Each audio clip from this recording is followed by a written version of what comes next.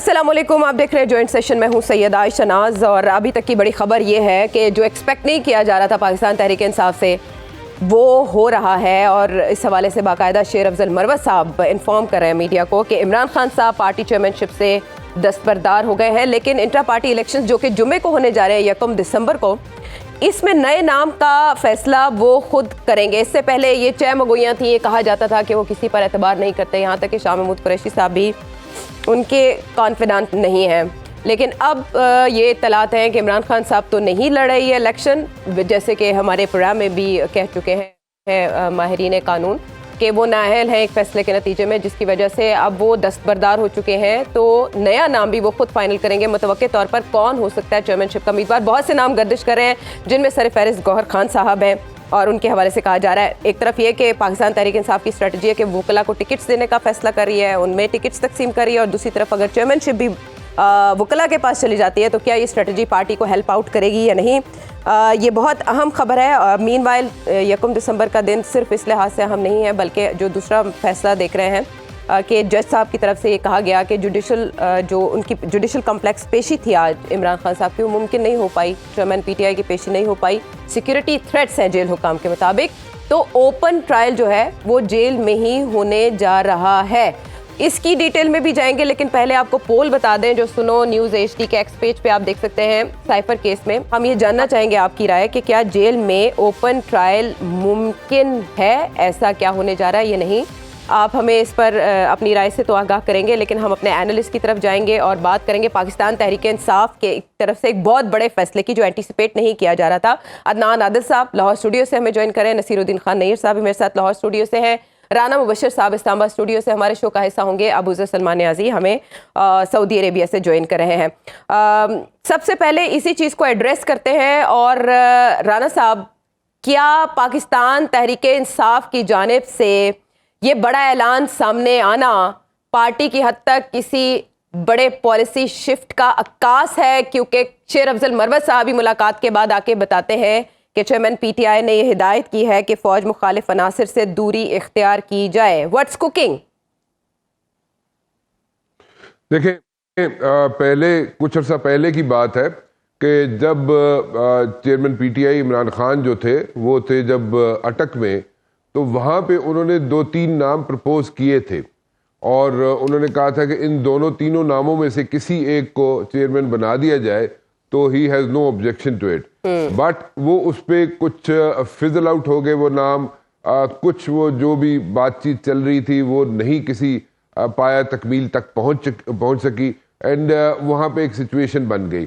اس کے بعد بھی ان کو بتایا گیا کہ جناب آپ سائیڈ لائن ہو جائیں اور چیئرمین شپ کسی اور کو دے دیں۔ اس میں ایک نام جو تھا وہ تھا علی محمد صاحب کا، اور کچھ نام ایسے تھے جو نہیں ہے اس وقت، یعنی کہ وہ آئی وڈ سے کہ انڈر گراؤنڈ ہے، اور ان ناموں میں سے 2-3 نام ایسے تھے جو انہوں نے سجیسٹ کیے تھے، لیکن اس پہ اتفاق نہیں ہو سکا within the party and outside the party as well, اور اس میں اتفاق نہیں ہو سکا تھا، اور اس میں جناب کوئی چیز فائنلائز نہیں ہو سکی تھی۔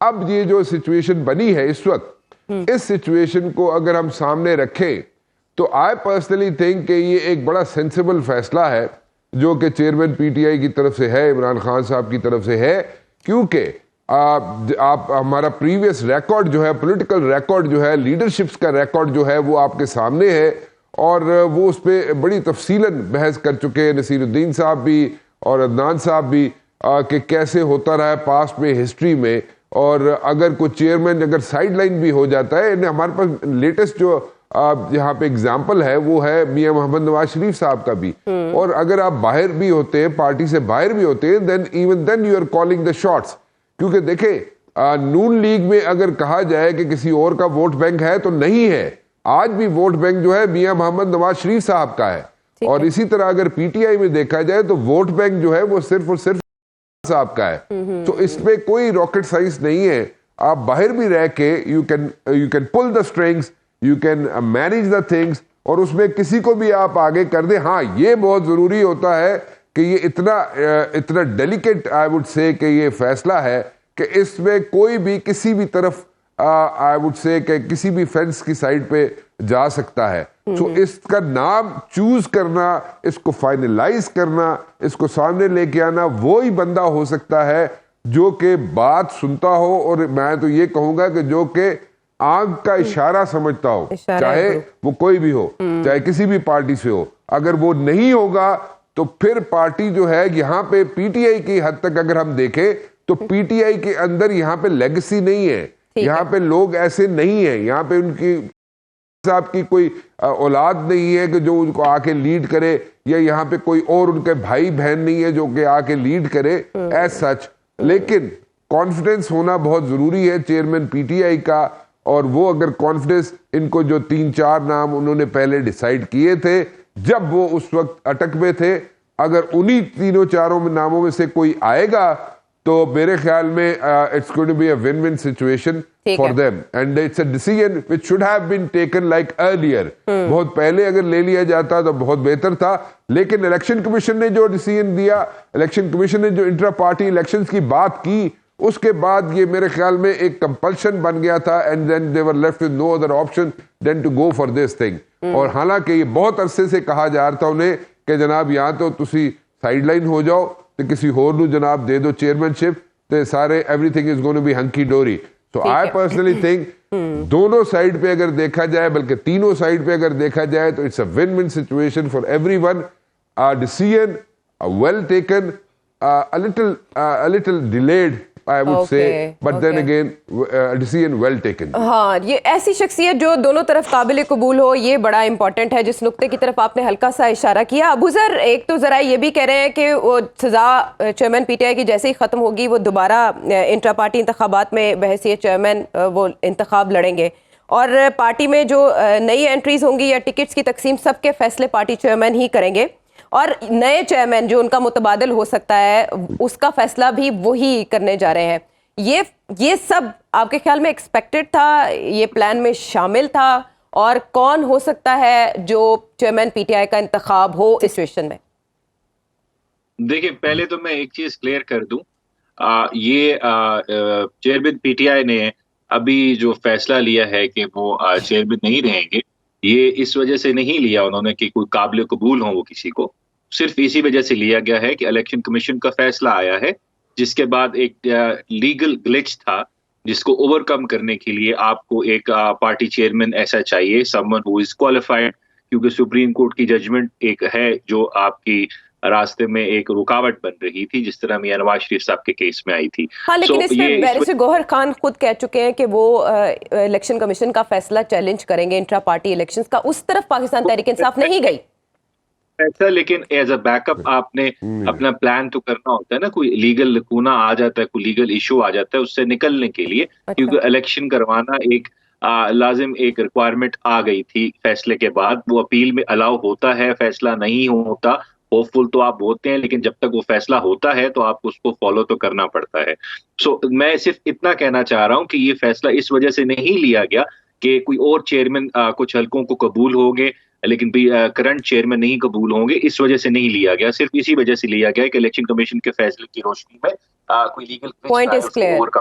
ٹھیک ہے جی. اور دوسری بات دیکھیں, یہ سب کانٹیننٹ جو ہے ہمارے ہاں جس طرح کی ڈیموکریسی ہے یا جس طرح کی پولیٹیکل پارٹیز ہوتی ہیں, یہ نارملی چہروں کو دیکھ کے فنکشن کرتی ہیں یہاں پہ, اور خاص کر پاکستان تحریک انصاف جو ہے اس میں صرف اگر ووٹ ہے تو وہ صرف ان کے ابھی کرنٹ چیئرمین کا ہے, اس کے علاوہ کسی کا ووٹ بینک نہیں ہے. بے شک کوئی اور اپوائنٹ ہو جائے, وہ قانون میں کہتے ہیں نا ڈی فیکٹو ڈی جور تو کوئی اور چیئرمین ہوگا, لیکن جو فیصلے لینے ہوں گے وہ سارے کے سارے فیصلے جو ہوں گے وہ پاکستان تحریک انصاف کے at end of the day ان کے ابھی کے چیئرمین ہیں وہی قاسم کے والد صاحب ہی لیں گے جتنے فیصلے بھی ہوں گے. وہ شیکسپیئر کا ڈرامہ آپ نے پڑھا ہوگا, رومیو اینڈ جولیٹ, اس میں وہ کہتے ہیں کہ نام میں کیا رکھا ہے, اگر آپ گلاب کے پھول کو گلاب نہ بھی کہیں تو اس کی خوشبو ویسی ہی ہوتی ہے. تو اس وجہ سے نام میں ان چیزوں میں کچھ رکھا نہیں ہوتا, at the end of the day the person behind the gun that counts, اور فیصلہ اس نے ہی کرنا ہے جس کے پاس ڈی فیکٹو پاور ہوتی ہے.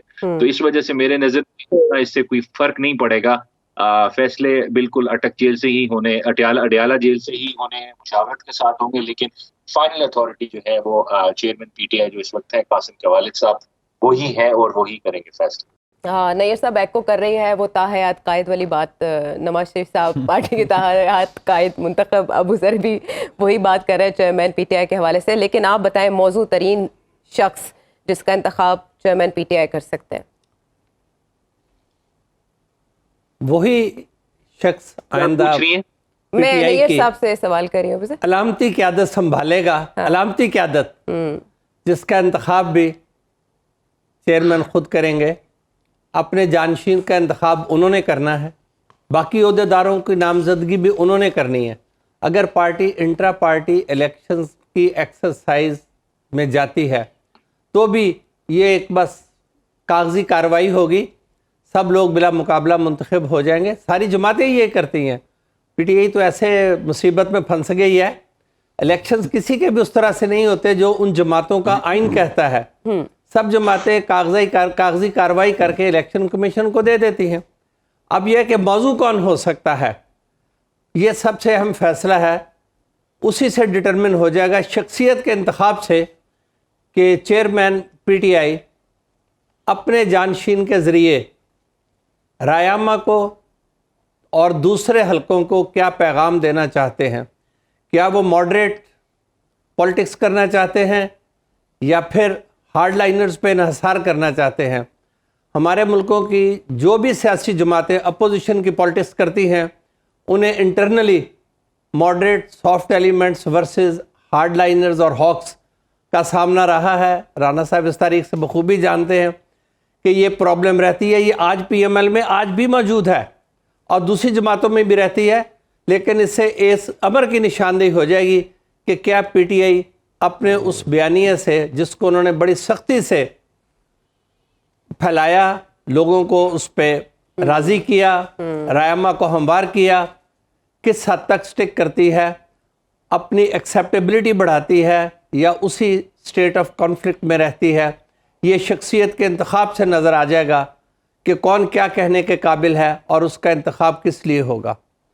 دوسری بات میں بتا دوں کہ سب دوستوں کا اس پہ اتفاق ہے. میں تو پہلے مثالیں بھی دے چکا تھا، مخدوم امین فہیم صاحب اور شہباز شریف صاحب. پاکستان میں جماعتی فیصلے ایک شخصیت کے ارد گرد گھومتے ہیں. ڈیسیژن میکنگ وہیں رہے گی جہاں وہ صاحب ہوں گے، وہ جیل میں ہوں یا لندن میں ہوں یا دبئی میں ہوں. جہاں وہ شخصیت ہوگی، محترمہ بے نظیر اگر دبئی میں تھی تو کیا فیصلے وہاں نہیں ہوتے تھے؟ بالکل ٹھیک ہے. اگر دوسرے صاحب لندن میں تھے تو کیا فیصلے وہاں نہیں ہوتے تھے؟ ساری کیبنٹ وہاں، گورنمنٹل ڈیسیژنز لندن میں ہوتے رہے ہیں، پارٹی کے فیصلے بھی ہوں گے. اس لیے یہ صاحب جیل میں رہیں یا آزاد رہیں، جو بھی چیئرمین ہوگا اس کے پاس ٹھیک ہے صرف دستخط کرنے کا اختیار ہوگا کہ وہ الیکشن کمیشن کو لسٹ آف کینڈیڈیٹس پہ دستخط کر دے. باقی اس کے پاس کوئی اختیار نہیں ہوگا. تمام ڈیسیژن میکنگ یہی ہوگی، رابطے بھی رہیں گے. جو بھی لائن ہوگی وہ پارٹی چیئرمین ہی تجویز کریں گے اور پارٹی چیئرمین کی لائن کو فالو کرے گی. ٹھیک ہے. چیئرمین جیسے بزدار صاحب نے کہا ڈیفیکٹو، اس کی عملاً قیادت وہی ہوگی. اس کی تشریح تو عدنان السا -1 کی طرز پہ بھی کی جا سکتی ہے. چلے یہ ایک قانونی لکونہ دور کرنے کے لیے ایسا کیا گیا، اہتمام کیا گیا اور بعد میں وہی لڑ لیں گے جب سزا ختم ہوئی انتخاب. جو شیر افضل مروہ صاحب کہہ رہے ہیں کہ مذمت کی جائے ایسے عناصر کی جو فوج مخالف رویے اختیار کرتا ہے، سوشل میڈیا پر ایسی کیمپینز چلاتے ہیں، اور یہ ہدایت چیئرمین پی ٹی آئی کی طرف سے سامنے آئی ہے. Policy shift? جی بالکل. اس میں تو اگر وہ بہت کھل کے یہ بات بہت پہلے کہہ دیتے، مثلا 9 مئی کے واقعات کے فوراً بعد وہ یہ کہہ دیتے تو پارٹی اتنی مشکلات کا شکار نہ ہوتی. اور جو اب ایک ریاست سے ٹکراؤ کی کیفیت پیدا ہو گئی وہ نہ ہوتی تو پارٹی پہ اتنے جو مقدمات اور لوگ روپوش اور گرفتار، اور پارٹی کوئی فنکشن نہیں کر سکتی، کوئی پریس کانفرنس نہیں کر سکتی، کوئی آفس نہیں کھول سکتی، یہ سب کچھ نہ ہو سکتا ہوتا اور میڈیا پہ بلیک آؤٹ نہ ہوتا. بہرحال دیر آیت درست آیت. درست آیت آپ کے خیال میں اس سے انہیں سیاسی نقصان نہیں ہوگا؟ بالکل نہیں ہوگا. پاکستان کے لوگ جو ہیں اپنے ریاستی اداروں سے وہ ایک لگاؤ رکھتے ہیں. ان کا خیال ہے کہ پاکستان جو ہے ان کو ان اداروں کی ضرورت ہے، اور ایک غیر ضروری ٹینشن پیدا کرنے کی کیا ضرورت ہے. جب آپ کا کوئی اختلاف ہے اگر کسی پالیسی پہ، وہ ضرور بیان کریں، لیکن یہ کہ ملک میں تصادم، خانہ جنگی کی کیفیت تو نہیں پیدا ہونی چاہیے. تو یہ ایک اچھا فیصلہ ہے. دیکھیں اب جو ان کا انتخاب ہوگا اس میں دو چار باتیں. ایک تو کہ لائلٹی کو بہت اہمیت دی جاتی ہے. پاکستان میں جو بھی شخص ہوتا ہے وہ اپنے لائل آدمی کو ہی آگے لے کر آتا ہے, کسی اور پہ وہ ٹرسٹ نہیں کرتا. میرا خیال ہے حق تو بنتا ہے شاہ محمود قریشی کا, لیکن ان کو دو ڈس ایڈوانٹیجز ہیں. ایک, عمران خان ان پہ پوری طرح شاید اس طرح سے ٹرسٹ نہیں کرتے, وہ سمجھتے ہیں کہ کسی وقت بھی کوئی شاہ محمود جو ہیں کوئی پینترا بدل سکتے ہیں. دوسری بات یہ کہ ان کے اوپر بھی نااہلی کی تلوار لٹک رہی ہے, وہ بھی سائفر کیس میں ملزم ہیں. تو اس لیے اگر ان کو بھی کنوکشن ہو گئی, سزا ہو گئی, تو بعد میں پھر معاملہ خراب ہو سکتا ہے.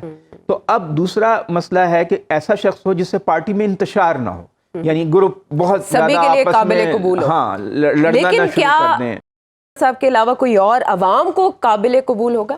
نہیں, عوام کو تو نہیں ہوگا, لیکن اگر کوئی ان کا کٹ پتلی ہو, جو ان کا بہت تابع دار ہو, وہ قابل قبول ہوگا. جو بھی ہوگا وہ لوگ سمجھیں گے کہ یہ تو نہیں ہے, اصل میں ان کا ایک چہرہ ہے جو قانون ریفلیکشن ہے. آپ کو کون لگتا ہے وہ قریب؟ مشکل یہ ہے, عمران خان کی ایک مشکل ہے کہ وہ خاندانی سیاست کو بہت برا بھلا کہتے رہے ہیں. تو اب وہ اپنی کسی بہن کو نامینیٹ نہیں کر سکتے, اپنے خاندان کے کسی شخص کو نہیں کر سکتے.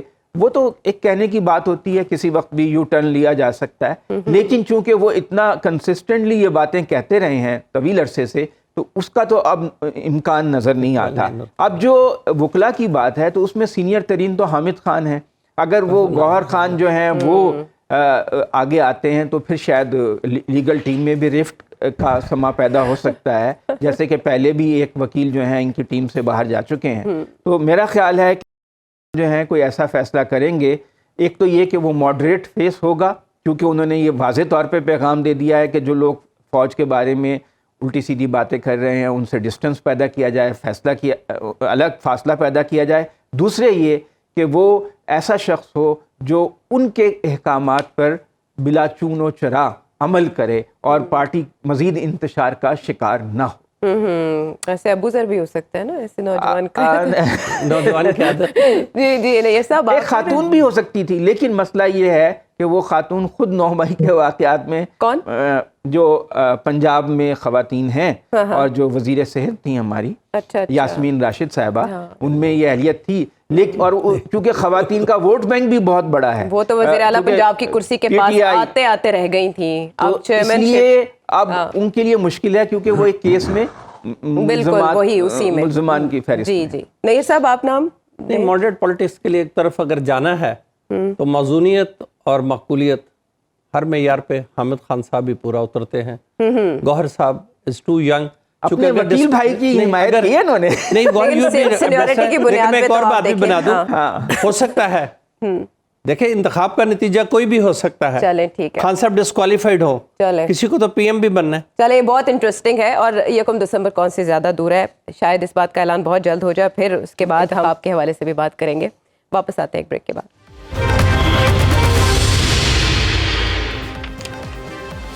ویلکم بیک ٹو دا شو. ایک بار پھر ذکر چیئرمین پی ٹی آئی کا, یہ نہ تھی ہماری قسمت کے وصال یار ہوتا, اگر اور جیتے رہتے یہی انتظار ہوتا. آج یہ انتظار تھا کہ شاید انہیں پروڈیوس کیا جائے گا, انہیں پیش کیا جائے گا جج صاحب کے آرڈر کے مطابق, لیکن یہ ہو نہ سکا. اور اب جو خصوصی عدالت نے آج فیصلہ محفوظ کیا اس میں بھی یہ کہا گیا ہے کہ سیکیورٹی خدشات کے باعث سائفر کیس کا اوپن ٹرائل ہوگا اڈیالہ جیل میں. اس میں ہے ایک کیچ, اب وہ کیچ ہم سمجھنے کی کوشش کریں گے. اور انہوں نے یہ بھی کہا ہے کہ میڈیا کو بھی ایکسیس ہونی چاہیے, جو خواہش رکھتا ہے, جس کی خواہش ہے کہ وہ سنے. فیملی ممبرز تو ہوں گے ہی, میڈیا کو بھی ایکسیس دی جائے گی. تو نہیں صاحب ذرا ہمیں رہنمائی کیجیے گا, عالمی سطح پر کوئی ایسی مثالیں موجود ہوں وہ بھی بتائیے گا کہ کیا جیل میں اوپن ٹرائل ہو سکتا ہے. نہیں, وہ ارینجمنٹس کیے جا سکتے ہیں. پریزن ٹرائل ہوگا. Prison means only the location جہاں کورٹ اپنا سیشن ہولڈ کرے گی یا پروسیڈنگز ہولڈ کرے گی. ایکسیس دی جا سکتی ہے ٹو اے لمیٹڈ نمبر, چونکہ لا میں بڑا کلیئر ہے. جہاں اوپن ٹرائل کی پروویژن ہے اس میں یہ دیا گیا ہے کہ عدالت میں اس حد تک افراد کو آنے کی اجازت ہوگی جتنی عدالت میں گنجائش ہوگی. آپ کمرہ عدالت کو لوگوں سے بھر تو نہیں سکتے کہ ایک گنجائش کے مطابق ہے. لائرز کے بعد فیملی ممبرز کو پریفرنس ہوگی, پھر میڈیا, پھر بھی اگر کوئی اسپیس بچتی ہے تو وہ اوپن پبلک کو ایکسیس دے دی جائے گی. تو پھر فائدہ کیا پھر اسے, نہیں وہاں نہیں, صرف وہاں کیوں کر رہے ہیں. میں نے کل بھی کہا تھا صرف پلیس آف ٹرائل کا ایشو ہے. پلیس آف ٹرائل نہ لا کو متاثر کرتی ہے نہ شہادت کو. بات اوپننس کی تھی, اوپننس مل گئی, میڈیا بھی واچ کر سکتا ہے, فیملی ممبرز بھی بیٹھ سکتے ہیں, لائرز کو تو پہلے ہی پرمیشن تھی. اب اگر کوئی سپیس کورٹ روم میں موجود ہوگی تو اس سپیس کو فل کیا جا سکتا ہے انڈیپینڈنٹ آبزرورز یا جو اچھا لوگ پلیس آف ٹرائل سے فرق نہیں پڑتا. تو پاکستان تحریک انصاف کے وکلا کو اعتراض کیا ہے؟ پہلے پاکستان تحریک انصاف کے وکلا کو پلیس آف کورٹ پہ اعتراض تھا کہ ہم کورٹ میں نہیں آ سکتے, سیکورٹی کنسرنز ہے. اور آج بھی جج صاحب نے جس آرڈر میں جس واقعے کا حوالہ کیا ہے, اگر ذرا آپ جوڈیشل کمپلیکس میں اس پیشی کے ویڈیوز دکھا سکے, فوٹیجز دکھا سکے, تو وہ دیکھنے کے بعد ہر امپارشل بندہ یہی کہے گا کہ یہ اپروپریٹ شاید نہ ہو یہاں ان کا آنا, اگر اس آمد کے ساتھ کمپیئر کیا جائے جس انداز سے وہ انٹری ہوئی تھی اور جیسے وہاں کنفرنٹیشن ہوئی تھی. تو اس میں سمجھتا ہوں کوئی ایسی بات نہیں, قانون کے مطابق ہیں, کوئی پہلی بار نہیں ہے. بے شمار لوگوں کے آج بھی پریزنٹ ٹرائلز ہو رہے ہیں, قانون میں یہ گنجائش ہے. اور پریزنٹ ٹرائل میں جو اوپننس کا ایشو تھا وہ انہوں نے حل کر دیا. اس سے زیادہ کوئی تبدیلی نہیں آئے گی. ڈیٹ اب نیکسٹ ہے, اور مجھے یہ بھی امکان نظر آتا ہے کہ چونکہ 1 ماہ میں پروسیڈنگز کو کنکلوڈ کرنے کی ہدایت ہے, یہ شاید اب 1-2 دن کے وقفوں سے ہی کیس چلے. ٹھیک ہے, یعنی 4 ہفتوں میں جو اسلام آباد ہائی کورٹ کا آرڈر تھا وہ برقرار ہے. It can be complied with. میں سیدھا کہتا ہوں کوئی ایسی بات نہیں. نمبر آف وٹنسز کو دیکھ لیں اور scope of cross examination can also be anticipated.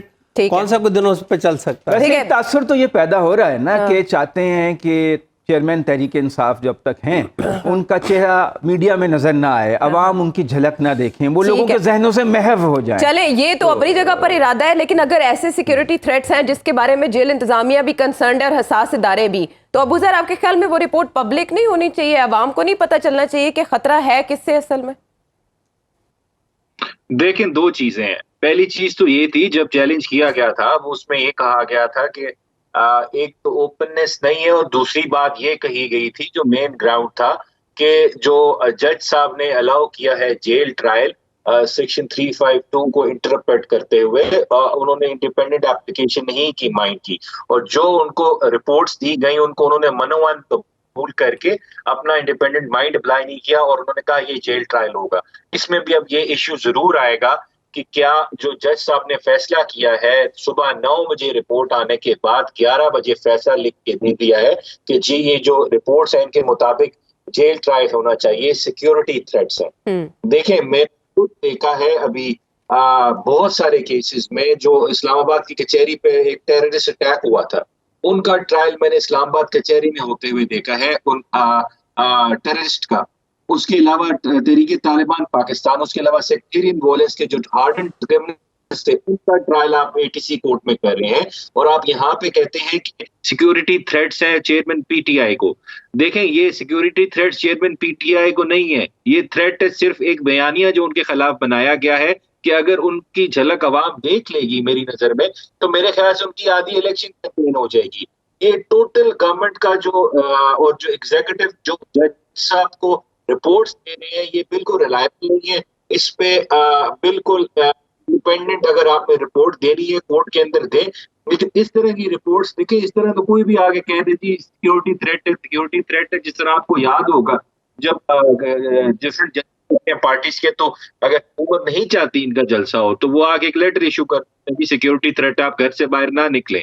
تو اس وجہ سے ایک سے آپ یہ کہتے ہیں اور کہ جی نہیں آپ یہاں کریں, یہاں پہ ٹرائل کریں, مجھے اس کی کوئی آبجیکٹیوٹی اس کے اندر نظر نہیں آ رہی. یہ صرف اور صرف مجھے اس میں بدنیتی کا ایلیمنٹ نظر آ رہا ہے, اور اس فیصلے کو چیلنج کرنا چاہیے. بالکل ہائی کورٹ میں جو جج صاحب نے کہا جیل ٹرائل ہوگا, مجھے اس کے کوئی فاؤنڈیڈ ریزنز نظر نہیں آ رہے. یہ صرف میکینیکل قسم کا ایک آرڈر ہے, اور یہ نہیں ٹھہر سکتا کہ آپ اس طرح ایگزامپل سیٹ. میاں نواز شریف صاحب پیش ہو رہے ہیں اسلام آباد ہائی کورٹ, ان کے ساتھ کتنے لوگ پیش, آپ نے دیکھا وہاں گملے ٹوٹے, ساری چیزیں ٹوٹے, لیکن اگر چیئرمین PTI پیش ہوں گے, لوگ ہوں گے, تو سیکیورٹی تھریٹ ہو جائے گی. وہ بھی تو ایکس پرائم منسٹر ہے, خالی PTI تو ایکس پرائم منسٹر نہیں ہے.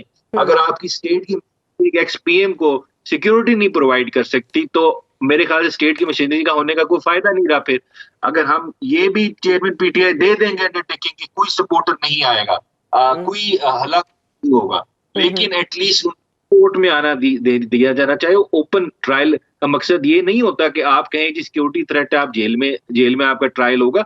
उसका मकसद है नजर आता हुआ इंसाफ आपको नजर आना चाहिए, लेकिन इस तरह की ट्रायल ओपन नहीं रहेगा। तो आपके ख्याल में पाकिस्तान तहरीक इंसाफ इस फैसले को चैलेंज करने जा रही है? उससे पहले जो इस्लामाबाद हाई कोर्ट का फैसला था, उसको पॉइंट 3 ये कह रहा था कि अगर आप सुकम को एड्रेस कर लें तो ये समात इस तरह से ठीक है। अब अगर मीडिया को एक्सेस दे दी जाती है और जो कॉमन है लोग उनको भी और फैमिली के भी 5-5 मेंबर्स वहाँ आ जाते हैं, तो आप तो पहले भी ये कह चुके हैं कि इस तरह से तो ये केस फौरन फारिग हो जाएगा अगर वाकई उसकी उस तरह से मीडिया में अलाउड हो समात की रिपोर्टिंग। ये नहीं लिखा हुआ था फैसले में, ये नहीं लिखा हुआ था कि आप उसको जेल में ही करना है आपने ट्रायल। आपने रीजन स्ट्रांग देने थे, कोजेंट रीजन देने थे, और इस फैसले में जज साहब ने किया है उसमें कहीं जिक्र नहीं है मीडिया का। उन्होंने वर्बली बात की है, लेकिन रिटन ऑर्डर के अंदर मीडिया का जिक्र नहीं है। आप देख लें इसके अंदर, मैंने पूरा ऑर्डर पढ़ा है, उसमें कहीं लिखा नहीं हुआ मीडिया का जिक्र है। और मीडिया को क्या अंदर फोन लेके जाने की इजाजत होगी, क्या आपको कैमरा लेके जाने की इजाजत होगी? ये बहुत सारे सवालात हैं जो फिर जेल की अथॉरिटीज की आर्बिट्री डिस्क्रेशन पे आ जाएगी बात कि वो इसको लेके जाने नहीं देंगी। डिटेल्ड रीजनिंग नहीं है, कितना अलाउ करेंगे, क्या आपने फिर एग्जीक्यूटिव को दे दी सारी पावर डिटरमिन करे जेल के अंदर कौन आएगा बाहर कौन जाएगा। जज के पास तो पावर ही नहीं रही। ठीक है। अच्छा, जो तहरीरी ऑर्डर आया है इसका, उसमें मीडिया का जिक्र नहीं है और ये बात हैरान कुन है। इससे पहले ये डिस्कस हो चुकी है और जज साहब की तरफ से ये कहा गया कि जो ख्वाहिशमंद है इस समात को देखने के, अब तहरीरी ऑर्डर को हम डिटेल में डिस्कस कर सकते हैं, लेकिन हमें प्रोग्राम में एक ब्रेक का कहा जा रहा है। वापस आते हैं एक ब्रेक के बाद। Welcome back to the show. Before we move on towards economy के हवाले से अच्छी खबरें हैं तो डिस्कस करना ज़रूरी है। हम ज़रा एक ताज़ा खबर शेयर कर लेते हैं जो कि ये बता रही है कि शायद पाकिस्तान तहरीक इंसाफ में पार्टी सतह पर इख्तलाफात है, क्योंकि जो पार्टी तर्जुमान है वो ये कह रहे हैं कि ऐसी कोई मुलाकात या ऐसा कोई ऐलान नहीं किया गया पार्टी की जानिब से कि चेयरमैन PTI जो है वो इंट्रा पार्टी इलेक्शंस में हिस्सा नहीं लेंगे। इसकी जुज़ियात या तफसीलात में भी हम जाएंगे, लेकिन हम वापस आते हैं मईशत की तरफ, क्योंकि हमारे निगरान वज़ीर-ए-आज़म जो है वो इस महाज पर ख़ास एक्टिव है। ना सिर्फ ये कि निगरान वज़ीर-ए-आज़म बल्कि हमारे आर्मी चीफ भी, उनके दौरे मुत्तहिदा अरब अमारात और इस दौरान अरबों डॉलर्स की मुफाहमती याददाश्तों MOUs पर दस्तखत किए गए हैं और बताया जा रहा है कि 20 से 25 अरब डॉलर की सरमायाकारी होने जा रही है। सो राना साहब, आर यू होपफुल कि हमारी मईशत, if you see stock exchange, stock market is performing so well, exceptionally, so there are chances के रिवाइव हो सके Pakistani economy in near future? I am very hopeful ji, I am very optimistic about it.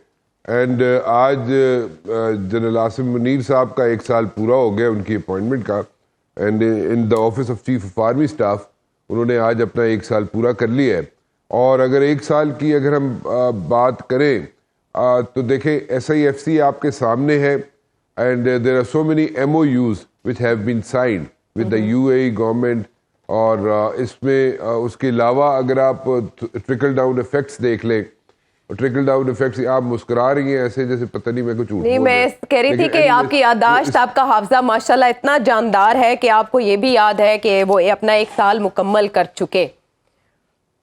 अपनी सालगिरह नहीं याद? जी बिल्कुल नहीं, राणा साहब ने ये प्रेडिक्ट भी किया था कि इतनी इन्वेस्टमेंट आएगी इस हाँ, राणा साहब ने ये प्रेडिक्ट किया था, लेकिन राणा साहब इकोनॉमिक इनिशिएटिव पे सबसे ज्यादा अच्छा राणा साहब प्लेज किया गया था कभी फ्लड्स के लिए भी MOUs पर साइन होते, तो हम देख रहे हैं ये मटेरियलाइज कब तक होंगे? अच्छा, this is a very good question. बिल्कुल बहुत अच्छा सवाल है आपका कि MOUs तो साइन हो गए, एग्रीमेंट्स कब साइन होंगे और ये इसका कब ये चीजें मैच्योर होंगी, बड़ा अच्छा सवाल है ये। MOUs तो देखें आप साइन होते रहते हैं, there are so many MOUs जो यहाँ पे पड़े होते हैं लेकिन वो मैच्योर नहीं होते। But in this particular case अगर मैं बात करूँ, SIFC की बात करूँ, 1 साल की बात करूँ जो आसिम मुनीर साहब ने अपने ऑफिस में गुजारा, उसमें काफ़ी चीज़ें अगर आप देखें तो स्ट्रीमलाइन हुई हैं, ट्रैक पे आई हैं। अब इसके ट्रिकल डाउन इफेक्ट्स जो है, मेरा ज़ाती ख्याल ये है कि इसके ट्रिकल डाउन इफेक्ट्स जो है, चाहे वो डॉलर की कीमत देख लें, चाहे आप मतलब कमोडिटीज़ की कीमत देख लें, चाहे आप किसी और तरीके से अगर चीज़ों को देखना चाहें, अगर इकॉनमी से रिलेटेड चीज़ों को देखें तो कम अज़ कम एक थोड़ा सा, मैं ये नहीं कहूँगा कि कोई बहुत बड़ा ब्रेक थ्रू हुआ है, नहीं, लेकिन थोड़ी सी अगर चीज़ें मिला के اگر ہم دیکھیں تو اکانومی کو کم از کم ٹریک پہ ڈالنے کی کوشش ضرور کی ہے. جان آئی ہے اکانومی میں, 1 سال کے عرصے میں تھوڑی سی جان آئی ہے. آپ اسٹاک مارکیٹ دیکھیں, stock market is going like مطلب ہے وائے, اس کو کچھ سمجھ نہیں آ رہی اسٹاک مارکیٹ اتنا اوپر پوائنٹ کہاں پہ چلے گئے, کیسے چلے گئے. اور تھوڑا سا ایک جہاں پہ ایک ایسا کوئی وہ جو ٹرسٹ ڈیفیسٹ تھا بٹوین دا انویسٹر اینڈ جو یہاں پہ انویسٹ نہیں کرنا چاہتے تھے, اس میں تھوڑی سی اگر آپ دیکھیں تو رکاوٹ بھی آئی ہے. نہیں تو جس طریقے سے یہاں سے انویسٹمنٹ پل آؤٹ کی جا رہی تھی یا جس طریقے سے انویسٹمنٹ یہاں سے نکالی جا رہی تھی, اس میں بھی کسی حد تک ضرور کمی آئی ہے. اور یہ صرف اس لیے آئی ہے کہ دیکھیں SIFC کو اگر آپ غور سے پڑھیں, اس کی امپلیمنٹیشن دیکھیں, اس کے ٹرکل ڈاؤن ایفیکٹس دیکھیں ہم, چاہے وہ ایگریکلچر ہو, منرلز کی ایکسپلور کرنے کی باتیں ہوں, چاہے وہ جناب سینڈک ہو, چاہے وہ کوئی بھی پروجیکٹ ہو پاکستان کے اندر, اس میں ضرور یہاں پہ ایک ٹرسٹ جو ہے انٹرنیشنلی ٹرسٹ جو ہے وہ ڈیولپ ہوا ہے. اور ڈیولپ اس لیے ہوا ہے کہ دا گارنٹرز آر پنڈی والاز, اور پنڈی اس کی گارنٹی دے رہی ہے. اب یہ دیکھیں میچیور کس حد تک ہوتی ہے, کس حد تک یہ ساری چیزیں میچیور ہوئی, کیونکہ آپ نے سوال کیا MOUs, بالکل ٹھیک آپ نے, میں دوبارہ ریپیٹ کرتا ہوں, بالکل ٹھیک بات آپ نے کی. ایگریمنٹس کب ہوں گے, یہ فائنل ایگریمنٹس کب ہوں گے؟ جس دن یہ فائنل ایگریمنٹس ہو گئے اس دن آپ دیکھ لیجئے گا. میں آپ سے 2-3 ماہ پہلے سے کہہ رہا ہوں, نیئر صاحب نے مجھے اس میں واؤچ کیا ہے, بالکل میں صحیح کہہ رہا تھا کہ یہاں پہ انویسٹمنٹ آئے گی 25 بلین کی. عدنان عادل صاحب نے بھی کیا, بالکل کیا, تو وہ بالکل آئے گی انویسٹمنٹ, اور یہاں پہ انویسٹمنٹ آنے میں کوئی دیر نہیں لگے گی. صرف چیزیں ابھی اسٹریم لائن ہوئی ہیں, اور اس کے trickle down effects in another like 2-3 months time آپ دیکھنا شروع ہو جائیں گے. ٹھیک ہے, hoping for the best. Adnan Adil صاحب, وہ ضروری معاشی اصلاحات جس کی وجہ سے IMF کے ساتھ ہم سینگ پھنسا کے بیٹھے ہیں, ہر مرحلے پر ٹربل دیکھنے کو ملتی ہے پاکستان کو, اور سخت فیصلے لینے پڑتے ہیں, ان کی عدم موجودگی میں اس طرح کی غیر بیرونی سرمایہ کاری پاکستانی معیشت میں کس حد تک جان ڈال سکتی ہے؟ کتنا ہم سمجھتے ہیں؟ جان تو ڈال سکتی ہے, اور اللہ کرے کہ یہ آ جائے, کیونکہ ہمیں 1 سال میں $25 ارب کی بیرونی فائنانسنگ یا قرضوں کی ضرورت ہوتی ہے اپنا تجارتی خسارہ پورا کرنے کے لیے اور پرانے قرضے واپس کرنے کے لیے سود سمیت. تو اللہ سے ہماری تو یہی دعا ہے ہوگی کہ یہ ضرور ایسا ہو جائے, چاہے کوئی پنڈی والا ہو, چاہے اسلام آباد والا ہو یا کراچی والا ہو, جو بھی ہو, اللہ کرے کہ یہ چیزیں میٹیریلائز ہو جائیں. ملک و قوم کا فائدہ اسی میں ہے. مگر ابھی آپ دیکھیں کہ 2 ہفتوں سے مسلسل انفلیشن ریٹ 40% سے زیادہ ہے. یعنی عام آدمی کی زندگی کا حال یہ ہے کہ 100 روپے کا نوٹ 60 روپے کے برابر رہ گیا ہے. اسی طرح جو نیا مالی سال شروع ہوا 1 جولائی سے اور 10 نومبر تک, یہ اسٹیٹ بینک کے فگرز ہیں, 2364 ارب روپے, یعنی 2,2500 ارب روپے سے زیادہ حکومت قرض لے چکی ہے. تو حالات تو معاشی اچھے نہیں ہیں. یہ جو سٹاک مارکیٹ ہے اس کا ببل ہوتا ہے, پھر یہ بسٹ ہو جاتا ہے, باہر سے لوگ انویسٹر آتے ہیں, وہ مارکیٹ کو انفلیٹ کرتے ہیں, پھر جب لوکل انویسٹر شامل ہو جاتا ہے وہ اپنا پیسہ نکال کے منافع سمیٹ کے چلے جاتے ہیں, اور لوکل جو اسمال انویسٹر ہے وہ ہاتھ ملتا رہ جاتا ہے. اللہ کرے اس دفعہ ایسا نہ ہو. لیکن معیشت کی جو ابھی عالمی بینک کی رپورٹ آئی ہے اس میں بھی انہوں نے کہا ہے کہ پاکستان میں جو پالیسیز ہیں وہ ذاتی مفادات کے تابع ہیں. تو یہ جب تک آپ ری اسٹرکچرنگ نہیں کریں گے, ابھی اسلام آباد میں بھی ایک سیمینار ہوا, وہاں پہ ماہرین معیشت نے یہی کہا کہ جو ہمارے قرضے ہیں بیرونی, ان کا ری اسٹرکچر ہونا ضروری ہے. $125 ارب کے بیرونی قرضوں کا بوجھ ہے جس کو ہم واپس کرنے کی بھی اپوزیشن میں نہیں رہے. تو ان کو ری اسٹرکچر کروانے کے لیے ہمیں بنیادی جو تبدیلیاں ہیں جو ہمارے سسٹم میں وہ لانی پڑیں گی, جبکہ ہماری جو رولنگ ایلیٹ ہے وہ لانے کے لیے تیار نہیں ہے. مثلا یہ کہ ہماری ٹیکس بیس بڑی ہو, ہمارے تمام بڑے ذمہ دار ٹیکس ایگزمپٹ ہیں, ہمیں جو تنخواہ دار طبقہ ہے اس کو انکم ٹیکس دینا پڑتا ہے, مجبوراً دینا پڑتا ہے, لیکن بڑے بڑے ذمہ دار جن کی کروڑوں روپے آمدن ہے وہ ٹیکس نہیں دیتے. 40 لاکھ سے زیادہ جو ہمارے تاجر ہیں وہ انکم ٹیکس کی بریکٹ میں آتے ہیں مگر وہ نہیں دیتے, ہڑتال پہ چلے جاتے ہیں. تو اس طرح کے جو ہمارے اسٹرکچرل پرابلمز ہیں. دیکھیں یہ اصلاحات نہیں ہونے دیتی وہ ہے سیاسی مجبوریاں. اب جو نگران گورنمنٹ ہے وہ تو ان مجبوریوں سے آزاد ہے. آپ کے خیال میں مڈل ایسٹ کنٹریز جو ہیں وہ زیادہ سمجھ رہی ہیں خود کو کہ اس طرح سے ایک نگران حکومت کے ساتھ معاملات کرنا زیادہ بہتر ہے؟ ظاہر ہے بیک اینڈ پہ تو انہیں پتہ ہے سیکیورٹی یا گارنٹرز کون ہے. دیکھیں ان کا جہاں تک میرے علم میں ہے, سعودی عرب کا جو انویسٹمنٹ کی کونسل بنی ہوئی ہے اس کے جو ہیڈ ہیں وہ امریکہ وغیرہ میں بھی بڑے اداروں میں کام کر چکے ہیں, اور وہ بہت یعنی پریکٹیکل آدمی ہیں، تو وہ ایسی جگہ انویسٹ نہیں کریں گے جہاں سے ان کو کوئی بڑا منافع ملنے کی توقع نہ ہو، رقم ڈوبنے کی توقع ہو. تو ایسی جگہ وہ کوئی اپنی مہربانی نہیں کریں گے اگر ان کو منافع کی توقع ہوگی. اور پاکستان میں بڑا مسئلہ ہے دہشت گردی، امن امان کی صورتحال. ابھی آپ دیکھ رہی ہیں کبھی بلوچستان میں، کبھی خیبر پختونخوا میں دہشت گردی کے واقعات ہو رہے ہیں. تو اگر ملک میں امن و امان نہیں ہوگا، دہشت گردی کے واقعات اسی تواتر سے چلتے رہیں گے، تو مجھے لگتا ہے کہ شاید باہر سے پیسہ آنے میں مشکل پیش آئے. لیکن ہمارے سیکیورٹی ادارے اگر یکسو ہیں اور وہ دہشت گردی کے اوپر قابو پا لیتے ہیں، امن و امان کی صورتحال بہتر بنا لیتے ہیں اور بیرون ممالک کو بھی اپنے اس میں کانفیڈنس میں لے لیتے ہیں، تو حالات اچھے بھی. بزنس فرینڈلی انوائرمنٹ تو ہر صورت یقینی بنانا ہوگا. میں ذرا مختصر جاننا چاہوں گی مزید اس بارے میں. کیا ابو ذر آپ سمجھتے ہیں کہ سیاسی استحکام کے بغیر معاشی استحکام آ سکتا ہے اگر یہ ساری انویسٹمنٹ میٹیریلائز ہوتی ہے پاکستان؟ دیکھیں اللہ کرے پاکستان اس طرح کی چیزیں جو ہے میٹیریلائز ہوں. لیکن دیکھیں اس سے پہلے بھی ہم نے دیکھا تھا کہ وہ ڈیووس میں ہماری کچھ لیڈرشپ گئی تھی، وہاں سے $9 بلین آنے تھے، وہ آئے نہیں آئے ہمیں نہیں پتا ان پیسوں کا. اس کے علاوہ بھی کمٹمنٹ ہوتی ہیں انٹرنیشنل لیول پہ، لیکن وہ میٹیریلائز ہوتی ہیں نہیں ہوتی، یہ کوشچن رہ جاتا ہے. اب یہ بھی آپ نے خود کا ایم او یوز ہیں، یہ کس طرح میٹیریلائز ہوں گے یہ بہت بڑا کوشچن ہے. لیکن میرا ابھی یہی ماننا ہے، بلکہ میں اس پہ زور دوں گا کہ پاکستان کو اگر کوئی پرابلم سے نکال سکتی ہے تو وہ ایک پاپولر الیکٹڈ گورنمنٹ نکال سکتی ہے، جس کا جو پرائم منسٹر ہو اس کے پاس مینڈیٹ ہو، اس عوام کی جو منشا ہے اس کے مطابق فیصلے کرے، اس کو سپورٹ ہو پیچھے عوام کی. اس کے علاوہ انٹرم گورنمنٹس کے پاس کی بات نہیں ہے کہ پاکستان کو پرابلم سے نکال سکے. بالکل ٹھیک ہے. اچھا یہ دیکھ رہے ہیں ہم کہ نواز شریف صاحب وطن واپسی سے پہلے وزٹ کر کے آئے تھے ان کنٹریز کا، اور پھر کچھ لوگ کنیکٹ بھی کرتے ہیں کہ انویسٹمنٹ آئے گی ان کے دوروں کے نتیجوں میں. نیر صاحب انٹرنلی تو پالیٹکس میں اتنے ایکٹیو نہیں ہے نواز شریف صاحب، لیکن غیر ملکی سفراء سے ملاقاتیں کر رہے ہیں. پھر ان کے بھائی ہمارے سابق وزیر اعظم شہباز شریف صاحب وہ چائنا کا وزٹ کر رہے ہیں. کیا ایجنڈا ہو سکتا ہے اس وزٹ کا؟ یہی ایجنڈا ہے کہ ان ملکوں کو یہ یقین دہانی کروائیں گے کہ آپ ہماری مدد فرمائیں، ہم آپ کی مدد کریں گے. اس وقت پاکستان کو معاشی بحران سے بچانے کے لیے فوری مالی امداد کی ضرورت ہے انویسٹمنٹ کی شکل میں، اور اس کے لیے ذمہ دار صاحبان وہاں موجود تھے، وہی گرنٹر ہیں، وہی فیسیلیٹیٹرز ہیں. نگران حکومت کا کردار علامتی ہے. ماضی میں بھی یہی ذمہ دار لوگ پاکستان کو معاشی بحران سے نکالتے رہے ہیں، اس وقت بھی وہی ایکٹیو ہیں.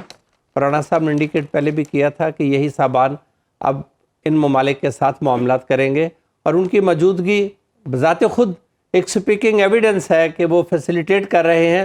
اور ان کی پاکستان میں پوزیشن کیا ہے. اگر وہ فیسیلیٹیٹر ہے تو پاکستان میں وہ ان کے لیے گرنٹر کے طور پہ کام کر سکتے ہیں. ایک مستقل ادارہ ہے جو پاکستان کی سلامتی کے لیے بہت زیادہ کنسرنڈ ہے. ٹھیک ہے. ہمارے سیاستدان صرف قرضہ لینا جانتے ہیں، کبھی انہوں نے یہ پلان نہیں کیا کہ ان قرضوں کو واپس کیسے کرنا ہے.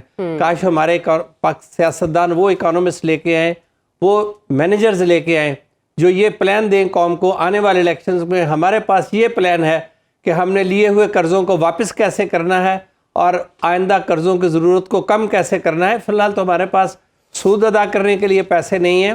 انہی انویسٹمنٹ سے راستہ نکلے گا، انہی انویسٹمنٹ سے ہی پاکستان کی معیشت بہتر ہوگی. ٹھیک ہے. لیکن یہاں سیاسی استحکام ضروری ہے جو ایک فری اینڈ فیئر الیکشنز کے ساتھ ہی ممکن ہے. کیا تو تھا قرض اتارو ملک سنوارو. میرا خیال ہے الیکشن سے پہلے ایک اتھارٹی بنا دینی چاہیے جو سبھی سیاسی جماعتوں کے منشور چیک کرے اور دیکھے کہ وہ کتنے اپلیکیبل ہیں اور پاکستان کے حالات کے مطابق کتنا وہ پاکستان کو معاشی بھنور سے نکال سکتے ہیں. اب اس اتھارٹی کے قیام تک ہم بھی انتظار کرتے ہیں معیشت میں بہتری کا. گریٹ ڈیبیٹ امریکہ میں پریزیڈینشیل الیکشن سے پہلے ہوتی ہے اور اس میں لوگوں کو یہ جاننے کا موقع ملتا ہے کہ کون کون ان کے مسائل کو ان ڈیپتھ جانتا ہے.